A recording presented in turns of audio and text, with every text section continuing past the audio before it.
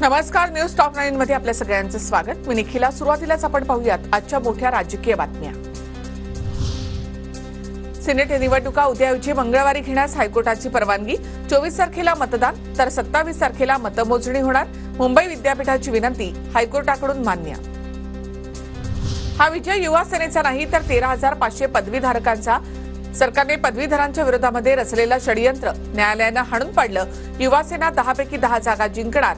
वरुण सरदेसाई यांच्याकडून विश्वास व्यक्त। राष्ट्रवादीच्या चिन्हाबाबत लवकरच निर्णय घ्या। आम्हाला नवीन चिन्ह दिलं तर त्यांनाही द्या। सुप्रिया सुळेंची मागणी। तर घड्याळ चिन्हाबरोबर दादांना मिळणाऱ्या प्रतिसादामुळे पवार गटामध्ये नैराश्य। तटकरेंची टीका।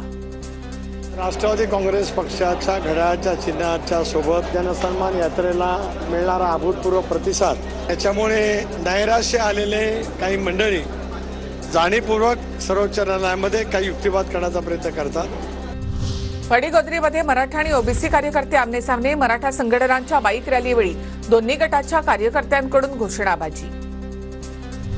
धुळे सोलापूर महामार्गावर जोरदार राडा।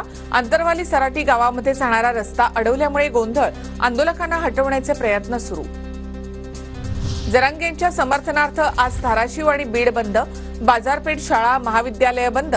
बस सेवा मात्र सुरळीत सुरू। तर उद्या पुणे आणि जालना बंदची देखील हाक। भुजबळ आणि परळीवाल्याचं ऐकून मराठा धनगर समाजामध्ये वाद लावणं सुरू। मनोज जरांगेंचा भुजबळांसह धनंजय मुंडेंवर नाव न घेता आरोप। ते भंगार बसले तिकडे ते येवल्यात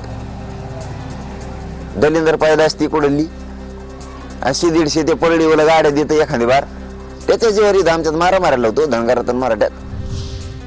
जरांगे स्वतःला हिटलर समजतात। जरांगेंना सागर बंगला दिसतो, मुख्यमंत्र्यांचा बंगला दिसत नाही। लक्ष्मण हाकेंची टीका। तर लक्ष्मण हाकेंनी धनगर बांधवांच्या उपोषणाला ताकद द्यायला हवी। जरांगेंचं वक्तव्य। पाटील हे स्वतःला हिटलर समजतात।